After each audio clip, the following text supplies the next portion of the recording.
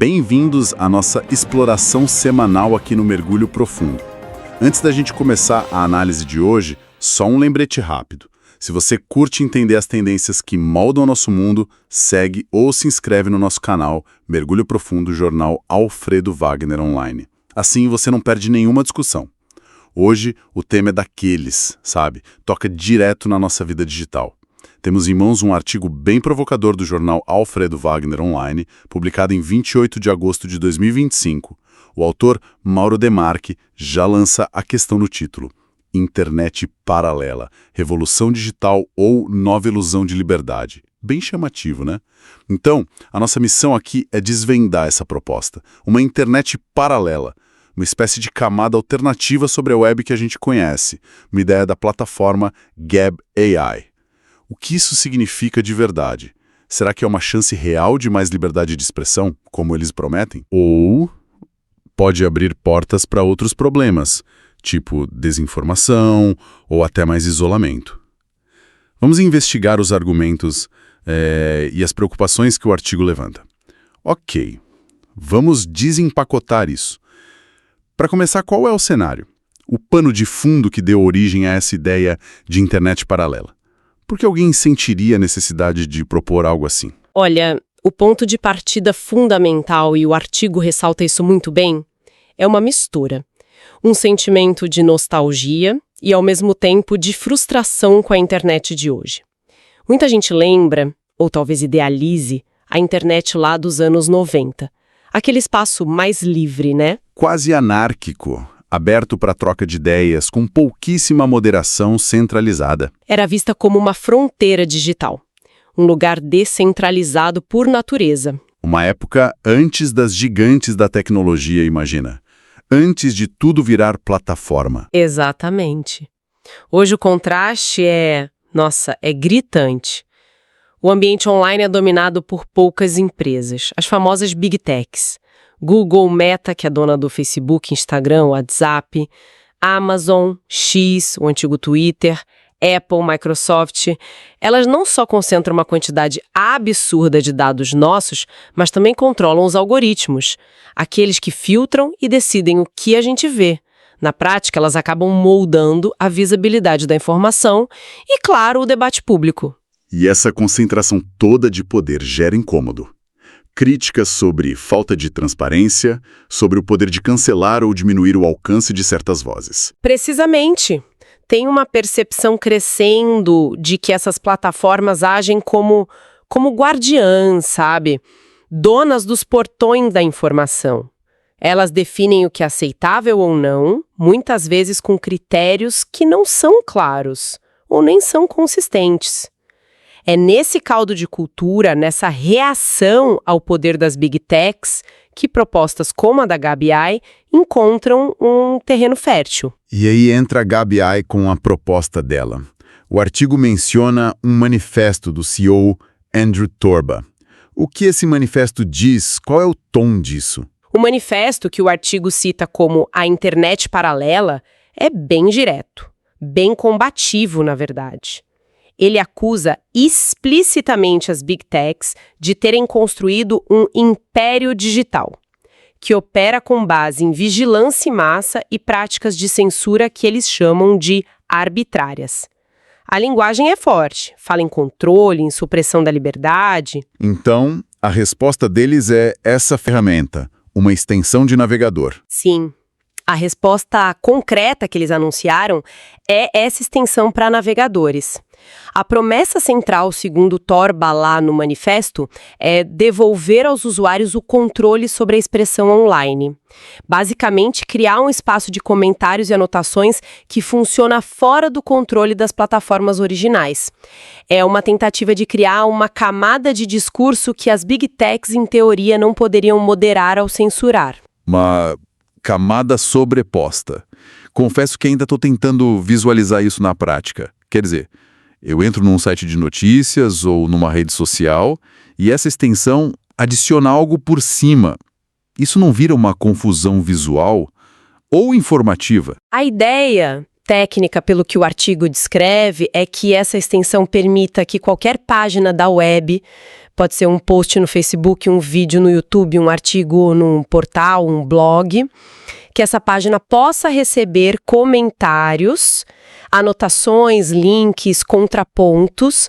E a grande novidade, além de ser uma camada externa, é o uso intensivo de inteligência artificial para gerar parte desse conteúdo adicional. Ah, então não seriam só comentários de outros usuários. A IA entraria para analisar o conteúdo original? Exato. O artigo dá um exemplo que ajuda a clarear. Imagina alguém lendo um artigo num jornal online. Com a extensão da HBUI ligada, além do texto original do jornal, poderiam aparecer automaticamente, nessa camada por cima, coisas como checagens de fatos geradas por IA, alertas de possível viés político no texto, links para fontes alternativas ou até interpretações bem diferentes dos fatos. E tudo isso existiria independentemente da seção de comentários do próprio jornal, mesmo que o jornal nem permita comentários. Entendi. É como se cada página da web virasse um fórum de discussão em potencial, moderado ou alimentado por essa plataforma externa e sua IA. Mas você mencionou que essa não é a primeira tentativa deles. O artigo fala sobre uma iniciativa anterior. Sim, o texto faz questão de lembrar do dCenter. Foi uma extensão anterior da Gabi com um propósito muito parecido. Permitir que usuários comentassem em qualquer URL, qualquer endereço da internet, criando uma seção de comentários paralela. A ideia era justamente essa: contornar a moderação ou a falta de espaço para comentários nos sites originais. E o que aconteceu com o dCenter? Por que a gente não ouve mais falar dele? Então, ele enfrentou uma resistência forte das próprias Big Techs. O artigo menciona que tanto o Google quanto a Mozilla removeram o dCenter das lojas de extensões deles, Chrome Web Store e Firefox Add-ons, alegaram violação das políticas. Isso, claro, dificultou muito a distribuição e a adoção da ferramenta. Sem estar nas lojas oficiais, o alcance fica bem limitado. Então essa nova proposta com IA é tipo um dCenter 2.0, agora turbinado com inteligência artificial e talvez uma estratégia diferente para evitar o bloqueio. Exatamente. O projeto ressurge com esse componente tecnológico a mais, a IA, que pode gerar conteúdo em escala e dar mais substância para essa camada paralela.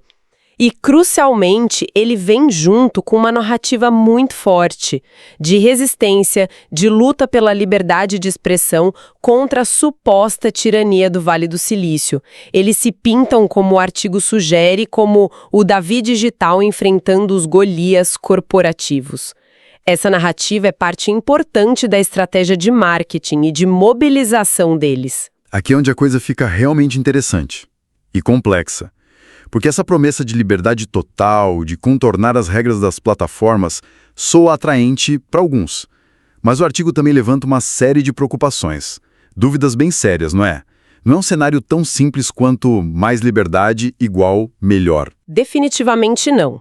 O artigo ouve especialistas em tecnologia, em comunicação digital, que trazem alertas importantes. Uma preocupação central é que essas iniciativas paralelas, por operarem fora dos ecossistemas estabelecidos e muitas vezes atraírem públicos com visões de mundo bem específicas, elas podem não levar a um diálogo mais amplo ou plural. O risco, apontam esses especialistas, é o contrário: a criação de bolhas de opinião ainda mais fechadas. Mais estanques e reforçadas? Como assim? A ideia não era justamente quebrar as bolhas permitindo comentários em qualquer lugar? A questão é quem estaria usando essa camada paralela e como ela seria usada. Se a plataforma atrai majoritariamente usuários de um espectro ideológico específico, os comentários e análises gerados por eles ou pela IA treinada com os dados e preferências deles vão tender a refletir e reforçar essa visão particular.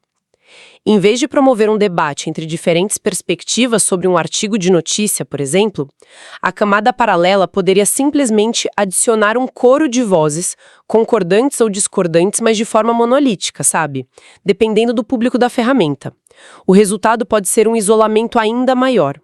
Cada grupo consome a mesma informação original, mas interpreta através de filtros radicalmente diferentes. Filtros mutuamente exclusivos fornecidos pela camada paralela.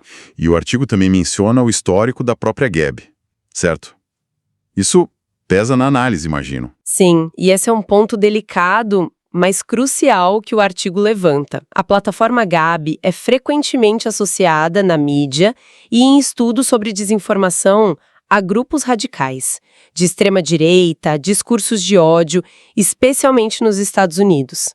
Ela se posicionou como um refúgio para usuários banidos de outras plataformas maiores por violarem regras de conteúdo. Isso levanta questionamentos inevitáveis, destacados no artigo. Que tipo de verdade, que tipo de perspectiva essa camada alternativa estaria, na prática, promovendo ou amplificando? A liberdade proposta seria liberdade para todos os discursos, incluindo aqueles considerados prejudiciais ou falsos pelas plataformas maiores? E quem definiria o que é prejudicial ou falso dentro desse ecossistema paralelo? O que nos leva direto à pergunta fundamental que o artigo coloca na mesa, talvez a grande questão da nossa era digital.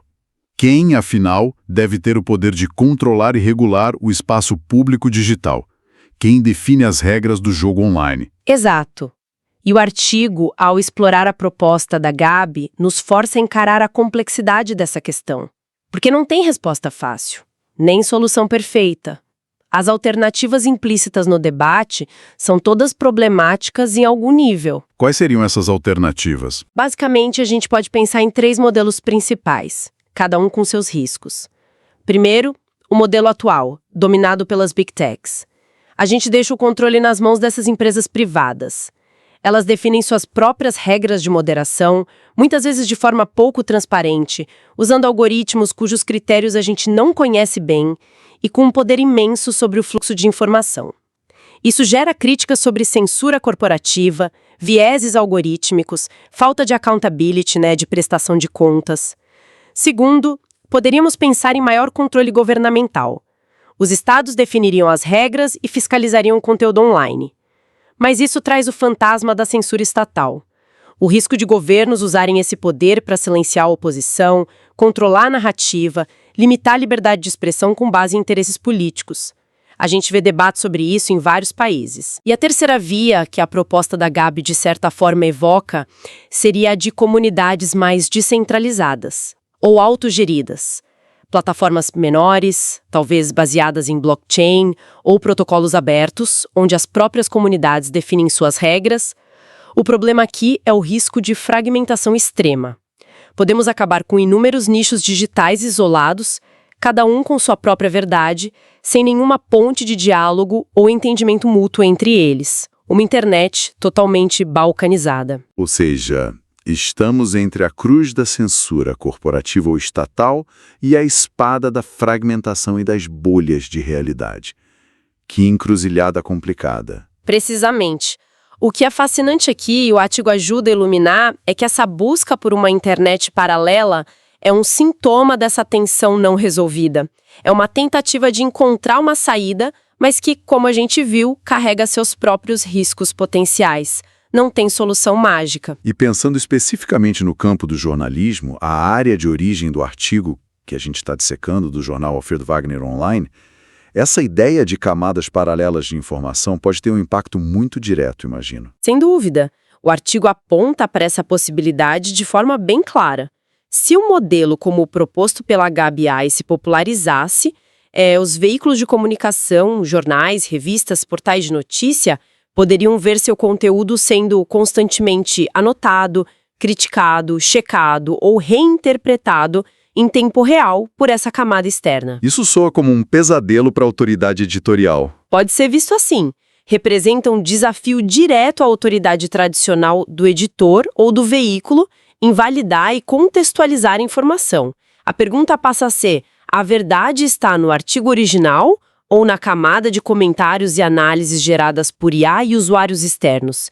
Isso pode gerar uma cacofonia informativa bem difícil de navegar. Mas o artigo também menciona uma oportunidade potencial nisso. Sim, existe o outro lado da moeda.